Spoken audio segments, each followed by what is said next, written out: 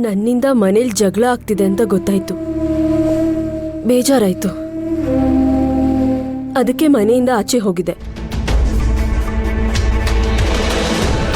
ಆಮೇಲೆ ಎಲ್ಲಿ ಹೋಗ್ಬೇಕು ಅಂತ ಗೊತ್ತಾಗ್ಲಿಲ್ಲ, ವಾಪಸ್ ಬಂದೆ.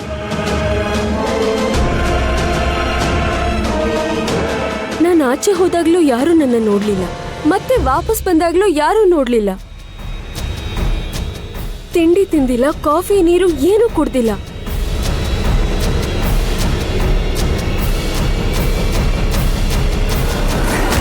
ಅದಕ್ಕೆ ವಾಪಸ್ ಬಂದಾಗ ತುಂಬಾ ಸುಸ್ತಾಗೋಗಿತ್ತು. ನನಗೆ ಗೊತ್ತಿಲ್ಲದೆ ಮಂಚದ ಹತ್ರ ಬಿದ್ದು ಹೋಗಿದ್ದೆ. ಮತ್ತೆ ಇವಳು ನೀರ್ ಚಿಮುಕ್ಸಿದಾಗ್ಲೇ ನನಗೆ ಎಚ್ಚರ ಆಗಿದ್ದು.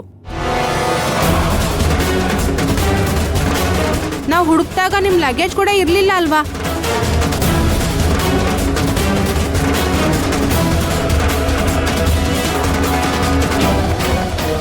ಹೋದಾಗ ಲಗೇಜ್ ತಗೊಂಡು ಹೋಗಿದ್ದೆ. ನನ್ನಿಂದ ಬೇರೆಯವ್ರಿಗೆ ಯಾಕೆ ತೊಂದ್ರೆ? ಈ ಮನೆ ಬಿಟ್ಟು ಹೋಗ್ಬೇಕು ಅಂತಾನೆ ನಾನು ಅನ್ಕೊಂಡು ಹೋಗಿದ್ದು. ಆದ್ರೆ ಎಲ್ಲಿಗೆ ಹೋಗ್ಬೇಕು ಅನ್ನೋದು ನನಗೆ ಗೊತ್ತಾಗ್ಲಿಲ್ಲ. ಸಂಬಂಧಿಕರ ಮನೆಗೆ ಹೋಗೋಕೆ ನನಗಿಷ್ಟ ಆಗ್ಲಿಲ್ಲ. ಬೇರೆ ಕಡೆ ಹೋಗಿರೋದು ಸೇಫ್ ಅಲ್ಲ ಅಂತ ನನಗೆ ಗೊತ್ತಾಯ್ತು. ಅದಕ್ಕೆ ವಾಪಸ್ ಬಂದೆ.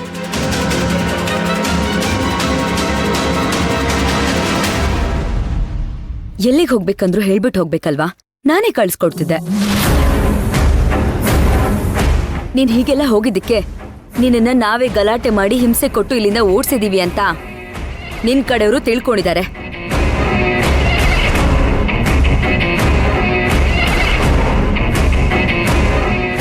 ಅಯ್ಯೋ, ನನ್ ಕಡೆಯವರು ಅಂದ್ರೆ ಬೇರೆ ಯಾರಿದ್ದಾರೆ ಈ ಮನೇಲಿ? ನೀನೇ ತಾನೆ? ಹೌದಾ? ನಾನು ಹಾಗೆ ಅನ್ಕೊಂಡಿದ್ದೆ. ನಿನಗೇನಾದ್ರೂ ಹೆಚ್ಚು ಕಡಿಮೆ ಆದ್ರೆ ನಾನೇ ಚಿಂತೆ ಮಾಡ್ಬೇಕು ಅಂತ ಯೋಚನೆ ಮಾಡ್ತಾ ಇದ್ದೆ. ಈಗ ಈಕ್ವೇಶನ್ ಬದಲಾಗೋಗಿದೆ.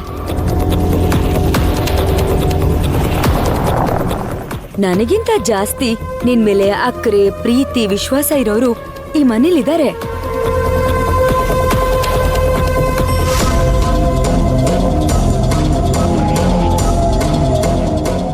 ನೀನ್ ಯಾರ ಬಗ್ಗೆ ಮಾತಾಡ್ತಿದ್ಯಾ ಅನ್ನೋದು ನನಗೆ ಅರ್ಥ ಆಗ್ತಿಲ್ಲ Shivagami.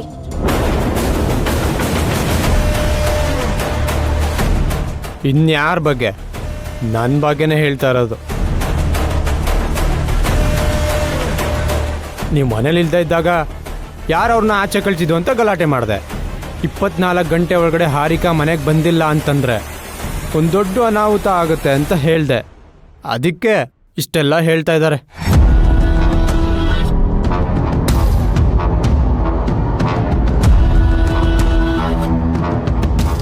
Thank you so much Ashok.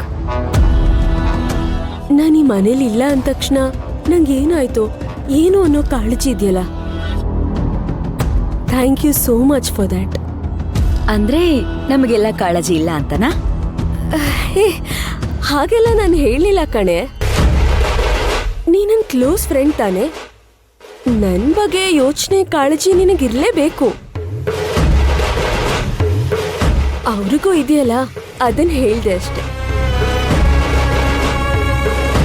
ಅದನ್ನೇ ನಾನು ಹೇಳ್ತಾ ಇರೋದು.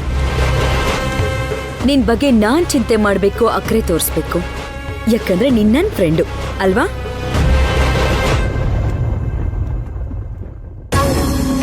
ಇದ್ರ ಚಿಂತೆ ಎಲ್ಲ ಬೇರೆಯವ್ರಿಗೆ ಬೇಕಾಗಿಲ್ಲ.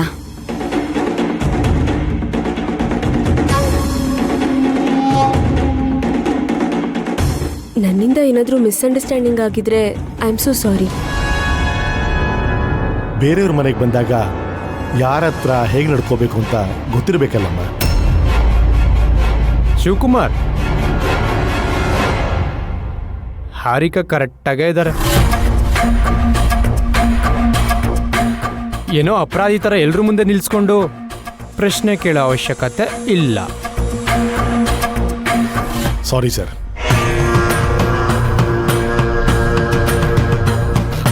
ಹಾರಿಕಾ, ನೀವು ಒಳಗೋಗಿ.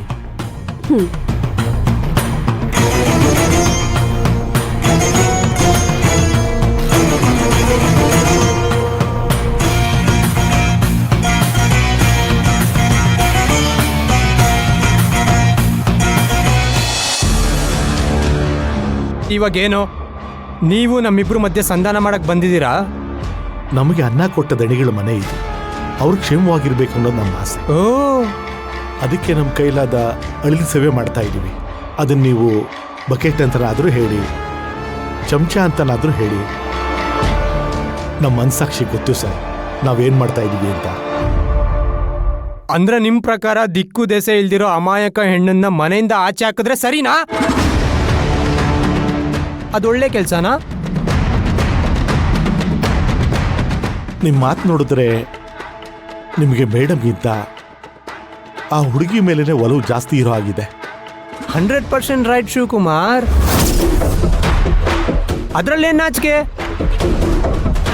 ಶಿವಗಾಮಿಗಿಂತ ಒಳ್ಳೆ ಮನ್ಸು ಹಾರಿಕಾಗಿದೆ.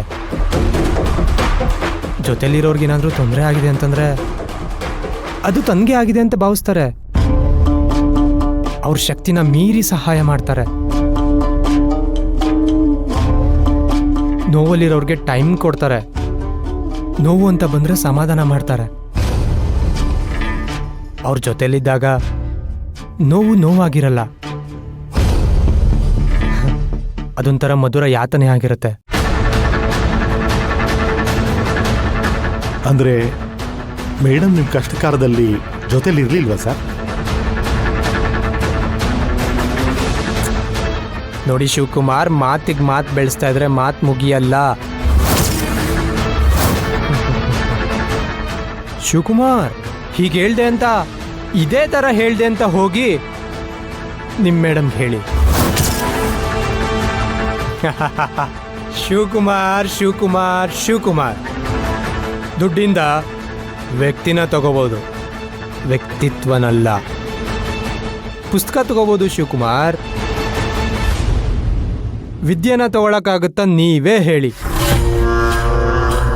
ದುಡ್ಡಿಂದ ನಿಮ್ಮನ್ನ ತಗೋಬಹುದು, ಬಟ್ ನನ್ನನ್ನು ತಗೊಳಕ್ಕಾಗಲ್ಲ.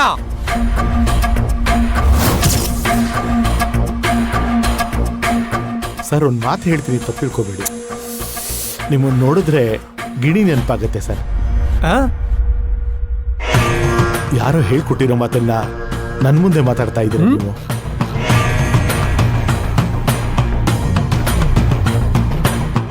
ನಾನು ಆಡಿರೋ ಮಾತಿಂದ ನೋವಾಗಿದ್ರೆ ಕ್ಷಮಿಸ್ಬಿಡಿ ಸರ್.